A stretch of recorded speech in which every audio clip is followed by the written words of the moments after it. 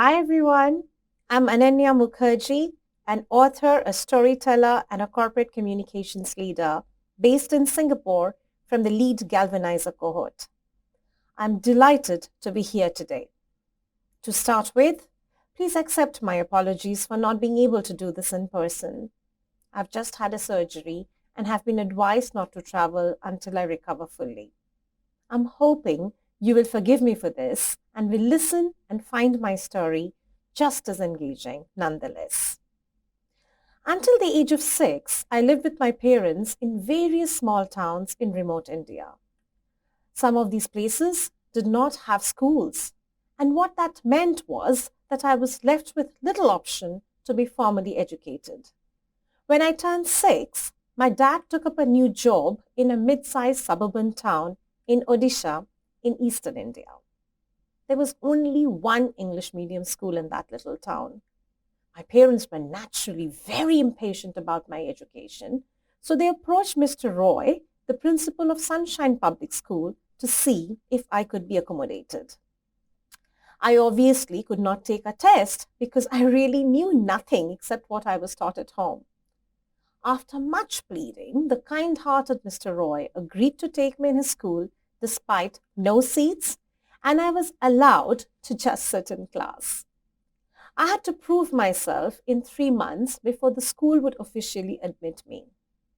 So I was directly admitted to upper kindergarten in the last 3 months of the academic calendar, and when I joined school, we were already on chapter 23 of the Radiant Reader. To top it all, I was not a registered student. I still remember how it made me cringe every time the teacher did a roll call in class. I was an outsider, a non-entity in the upper kindergarten class. In short, I was the invisible newcomer, the extra chair in class. For some reason, it hurt my little pride a bit. That was, of course, one of the many small challenges I had as a 6-year-old.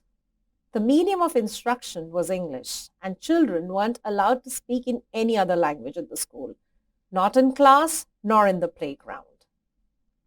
Now, I didn't speak English. I had never had a chance to learn the language. So I withdrew into a shell because I couldn't just speak to anyone. I couldn't communicate or socialize. I had no friends, and school was a space I did not enjoy at all. The school was some 20 miles from home, and every morning when the pickup jeep came, I would pretend I was just dead because I hated everything about that school. What a terrible thing for a child to go through. Now, even as I struggled to read a line in English, grappled with forming sentences, I was tasked to write question and answers from Late Kate and Simple Simon. That I scored a 4 out of 25 in the first unit test was no surprise. My mother had tears in her eyes when the form teacher told her how terrible I was. My father was furious, and I remember him throwing away the horrid homework book with red cross marks all over. Only I did not know what was wrong. All I remember from that moment is a little helpless girl running out of the house to the backyard, ashamed, lost, wondering, what is happening? Where am I failing? Also, I clearly remember a day I felt sick and could not report it because I couldn't communicate in English. I was so helpless. I suffered in silence and cried till someone came to help me. It was a life-changing moment for a 6-year-old. I had never felt so inadequate before. But even as a child, I made a promise to myself that I would equip myself with what I lack today so that I can always be battle ready, and I'll learn what it takes to get there, no matter how tough the challenge is, I told myself. Now I started reading English wherever I could find it. Newspapers, billboards, books, grocery paper bags, and tried to make sense of every word and sentence I read. I literally devoured every word with the hunger of a famished child. That December, I fell ill, and I remember I answered my annual exams with a very high temperature. My dad draped me in a thick red coat and drove me in his Jeep to the school. I also remember he sat there as I took my test. Now, by some fluke of destiny, when the results were out, I had not only beaten my own records, I had beaten everyone else in class and picked up a second rank. My mum, as emotional as all mums are, ended up crying again when she came to collect my report book.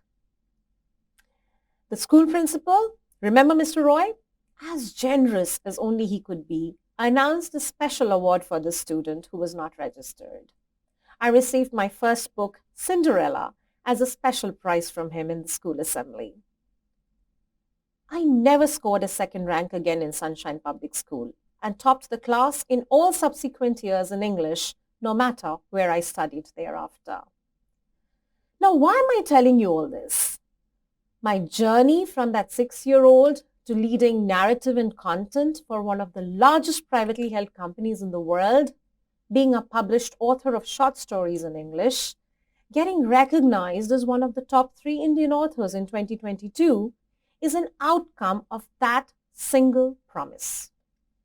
Equip yourself. Step up and turn your biggest challenge into your greatest opportunity. Never miss a chance to learn a new skill, take a new course, enroll in a training, and become an upgraded version of yourself. Most importantly, never give up on yourself. And that's my message to you today. Always, always be battle ready. You never know when a challenge will be thrown at you, and you could turn that challenge into an opportunity. Thank you for listening to me.